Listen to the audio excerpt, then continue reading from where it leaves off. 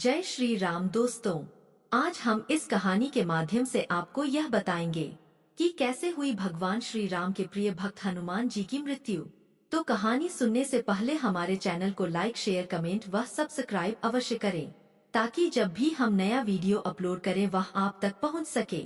तो चलो दोस्तों, कहानी शुरू करते हैं।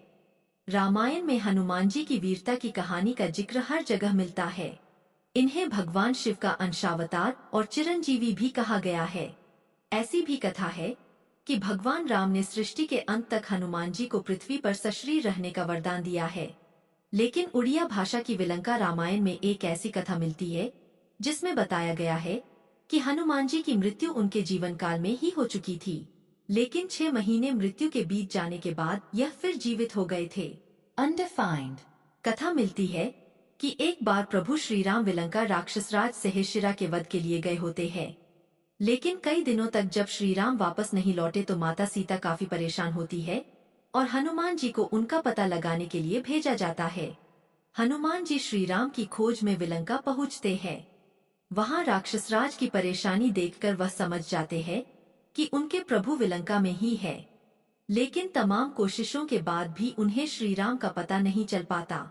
इसके बाद वह राजभवन से बाहर निकलकर नगर में श्री राम की खोज में निकलते हैं। उधर राक्षसराज ने विलंका के द्वार पर एक ग्राम देवी को नियुक्त कर रखा था, जो शत्रुओं को पहचान कर उनका अंत कर देती थी। इसके अलावा उत्तर द्वार पर स्थित विष का सरोवर था। वहीं उसके दक्षिण की ओर एक और तालाब था। जब भी कोई व्यक्ति मित्र भाव से दुर्ग में प्रवेश करता था और उस सरोवर या तालाब का जल पीता था तो वह आसानी से दुर्ग में प्रवेश कर लेता था। लेकिन शत्रु भाव से प्रवेश करने और जल का पान करने वाले व्यक्ति की मृत्यु हो जाती थी। कथा मिलती है कि जब हनुमान जी उत्तरी द्वार पहुँचे और राम जी के बारे में सोचने लगे, उसी समय ग्राम देवी की भेंट पवन पुत्र से हुई। उन्होंने पहचान लिया कि यह तो श्री राम के सेवक है। इसके बाद ग्राम देवी हनुमान जी के गले में बैठ गई, जिससे हनुमान जी का गला प्यास से सूखने लगा। पवन पुत्र ने जलपान किया और जल ग्रहण करते ही उनके पूरे शरीर में विष फैल गया और उन्होंने अपने प्राण त्याग दिए। इसे भी जरूर सुने।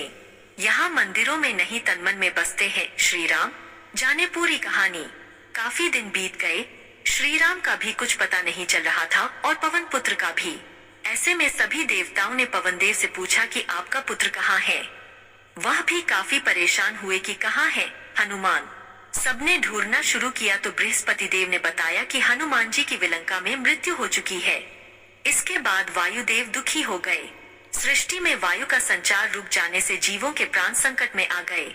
यह स्थिति देखकर सभी देवताओं ने वायुदेव से कहा कि वह सभी उनके पुत्र को जीवित कर देंगे, लेकिन वह अपना क्रोध शांत कर ले।